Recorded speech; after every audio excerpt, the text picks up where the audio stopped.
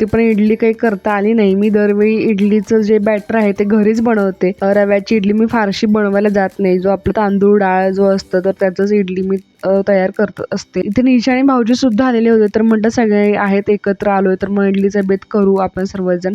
तर आल्या रात्री त्याचं मला बॅटर तयार करून घ्यायचं होतं. मग दुपारी आमचं जेवण वगैरे झालं आणि मग दुपारीच मी डाळ तांदूळ सगळे भिजत घातलं होतं. इथं मी रेशनचा तांदूळ वापरला होता. 3:1 असं माझं प्रमाण आहे उडीद डाळ आणि तांदळाचं. तर रेशनचा तांदूळ स्वच्छ निवडून वगैरे घेतला आणि मग तो इथे भिजत ठेवला. 2-3 वेळा तांदूळ स्वच्छ धुवून घेतला. नंतर त्याच्यामध्ये पाणी ओतून जवळजवळ 4-5 तास भिजत ठेवला. इकडे मी उडदाची डाळ सुद्धा 1-2 वेळा धुवून स्वच्छ घेतली आणि नंतर त्याच्यामध्ये थोडेसे मेथीदाणे घातले, पाव चमचा मेथीदाणे घातले, ज्याच्यामुळे आपली इडली फर्मेंटेशन व्हायला खूप चांगली मदत होते मेथीदाणे घातल्यामुळे. मेथीदाणे सुद्धा घातले आणि ती डाळीमध्ये पाणी भरून ती सुद्धा 2-3 तास भिजवून घेतली. मी इडलीच्या बॅटर मध्ये हरभऱ्याची डाळ घालते. 1 वाटी हरभऱ्याची डाळ इथं मी घेतलेली आहे. ती सुद्धा स्वच्छ धुवून त्याच्यामध्ये पाणी घालून ते सुद्धा 2-3 तास भिजत ठेवलेलं आहे. ज्या वाटीने आपण तांदूळ घेतो त्याच वाटीने बाकी सगळ्या डाळी सुद्धा आपल्याला घ्यायच्यात. उडीद डाळ आणि हरभऱ्याची डाळ मी घेते त्या पद्धतीने मी तुम्हाला इथे सांगत आहे. तुम्हाला जर उडीद डाळ घालून इडली करायची असेल तर तुम्ही करू शकता. मी माझं प्रमाण इथे सांगत आहे. आणि 4-5 तास भिजल्यानंतर आता आपल्याला सगळं हे मिश्रण मिक्सरच्या भांड्यामध्ये घालून वाटून घ्यायचं आहे. तांदळाचं पाणी मी काढून घेतलेलं आहे, पण उडीद डाळीचं पाणी मी ग्लासमध्ये काढून घेतलेलं आहे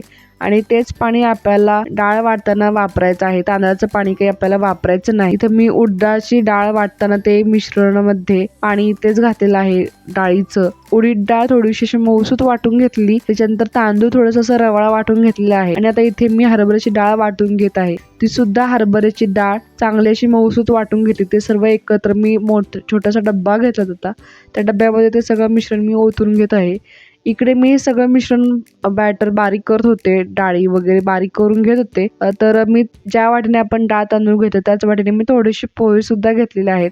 पोहे भिजायला फारसा वेळ लागत नाही. पोहे 5-10 मिनिटात पटकन भिजतात. तर पोहे इथं मी भिजवून घेतलेले होते आणि पोहे सुद्धा मिक्सर लावून ह्या बॅटरमध्ये मी मिक्स केले. आणि जास्त करून मी प्रिफर करते की हातानेच मिक्सर एकाच साईडून आपल्याला ढवळत राहायचं, जेणेकरून पीठ फर्मेंटेशन व्हायला खूप चांगली मदत होते. पीठ फुगायला त्याची मदत होते. एकाच बाजूने जवळजवळ 15 ते 20 मिनिटं चांगलं असं पीठ फेटून घेतलेलं आहे इथं मी. त्याच्यानंतर ते झाकून ठेवलं रात्रभर. जवळजवळ 10-12 तास झाल्यानंतर दुसऱ्या दिवशी सकाळी ते पीठ उघडून बघितलं तर ते चांगलं फर्मेंटेशन झालं होतं. चांगलं उबदार ठिकाणी पीठ ठेवायचं, जेणेकरून पीठ चांगलं फुगायला मदत होते. आता कसं उन्हाचे दिवस आहेत त्यामुळे पीठ लगेच फर्मेंट होतं, पण थंडीचे जर दिवस असतील तर पीठ उबदार जिथे आपली घराची जागा असेल तर तिथं ते पीठ ठेवायचं. त्याच्यात थोडंसं रुमाला वगैरे असं झाकून ठेवायचा.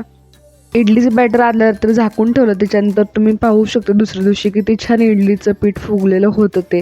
आता ह्या इडली बॅटरमध्ये थोडंसं मीठ घालून घेते. जर आपल्याला पाण्याची आवश्यकता वाटली तर थोडंसंच पाणी घालायचं, जास्त काही पाणी घालायचं नाही. जर आवश्यकता नाही वाटली तर पाणी नाही घालायचं. मी याच्यामध्ये सोडा किंवा इनो काही वापरलेला नाही वापरत मी फारसं, कारण पीठ ऑलरेडी फुगलेलंच असतं, त्यामुळे सोडा किंवा इनो घालायची काही गरज नसते. आणि इथे इडली पात्रामध्ये तुमच्या साह्याने अगोदर मी तेल टाकून घेतलं, नंतर बोटाच्या साह्याने चांगलं फिरून घेतलं इडली पात्राला, कारण ते पटकन होतं प्रोसेस असं मला वाटतं. तर ह्याच्यामध्ये जे आपण इडली बॅटर केलं होतं तर ते इडली बॅटर मी ह्याच्यामध्ये सगळ्या इडली पात्रात घालून घेते. एका साईडला इडली पात्रामध्ये इडली बॅटर मी घालून घेत होते, तर दुसऱ्या साईडला गॅसवरती मी इडलीचं भांडं ठेवलं होतं, ज्याच्यामध्ये मी पाणी खाली घालून ठेवलं होतं. तर वाफेवरती आता आपल्याला इडल्या सगळ्या वाफवून घ्यायच्या छानशा. इडली पात्रामधील पाणी थोडंसं आधी गरम करून घेतल्यानंतर सगळे इडली पात्र असे एकमेकावरती ठेवून घेतले. नंतर त्याच्यावरती झाकण ठेवलं. झाकण थोडंसं सैल होतं, त्यामुळे त्याच्यावरती थोडंसं मी जो खलबत्त्यातला आपला बत्ता असतो ते बत्ता ठेवला, जेणेकरून ओझं त्याच्यावरती होईल आणि वाफ बाहेर नाही येता आली पाहिजे. यासाठी बरोबर 15 मिनिटांनी इडल्या आपल्या चांगल्या वाफलेल्या होत्या, त्यामुळे 15 मिनिटानंतर गॅस मी बंद करून घेतला. 15 मिनिटं खूपशी झाली इडल्या चांगल्या वाफवून घेण्यासाठी. तर तुम्ही ते पाहू शकता इडल्या आपल्या किती छान वाफलेल्या आहेत. तर ते गरम होतं, त्यामुळे थोडंसं अगोदर साईडला काढून ठेवलं. त्याची पूर्ण वाफ जाऊ दिली. पूर्ण थंड झाल्यानंतरच आपल्याला यातील इडल्या काढून घ्यायच्या आहेत. आणि आता मी चमच्याच्या सहाय्याने, उलथण्याच्या सहाय्याने इथे मी इडल्या काढून घेते. तुम्ही चमच्याच्या सहाय्याने काढून घेणार असेल तर नक्की करा. जर तुम्हाला असं वाटतं की इडली नाही निघते थंड झाल्यानंतर सुद्धा, तर काय करायचं, चमचा किंवा ज्याने आपण काढणार आहे इडली तर ते थोडंसं पाण्यामध्ये बुडवायचं आणि त्याने पटकन अशी इडली निघू शकते. तुम्ही ते पाहू शकता इडली खूप छान झालेली होती, स्पॉन्जी झालेली होती, टेस्टी सुद्धा झालेली होती, मिठाचं प्रमाण बरोबर झालं होतं.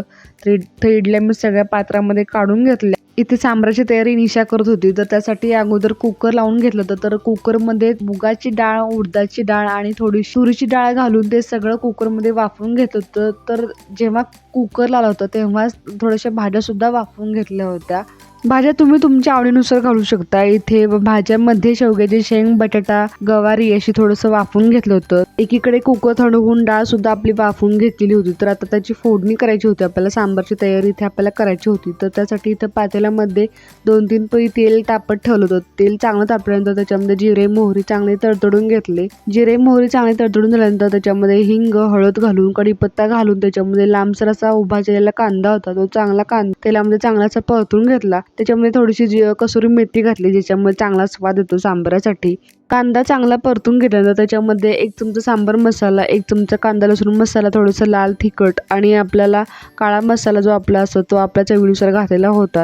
हे सगळं चांगलं परतून घ्यायचं तेलामध्ये. तर त्या तेलामध्ये आता टोमॅटो इथे आम्ही घातलेला आहे. टोमॅटो चांगला तेलामध्ये परतून घेतलेला आहे. टोमॅटो चांगला परतून घेतल्यानंतर ह्याच्यामध्ये वांग सुद्धा टाकलेलं आहे. वांग थोडंसं वाफवून घ्यायचं राहिलं होतं. तर मग आता ह्याच्यामध्ये वांग आम्ही घातलेलं आहे. जर तुम्ही तुमच्या आवडीनुसार भाज्या घालू शकता. ते वांग हे सगळं तेलामध्ये चांगलं परतून घेतलेलं होतं. तर तो सगळा मसाला वांग्यांना वगैरे सगळीकडे लागलेला होता. आता ज्या आपण भाज्या वाफवून घेतलेल्या होत्या त्या सुद्धा भाज्या याच्यामध्ये घालायच्या आहे. तेलामध्येच भाज्या टाकल्यानंतर काय होतं, जो आपला कलर येतो सांबारासाठी तो खूप छान येतो.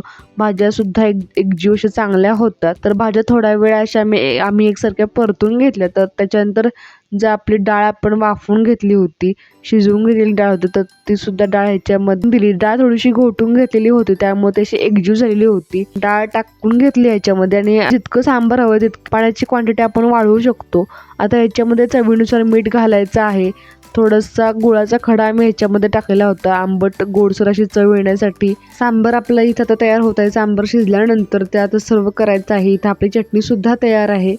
सांबार पूर्ण शिजून झाल्यानंतर त्याच्यामध्ये चवीनुसार कोथिंबीर घालायची आणि इथं आपली इडली, चटणी, सांबार तयार आहे. या इडली खायला.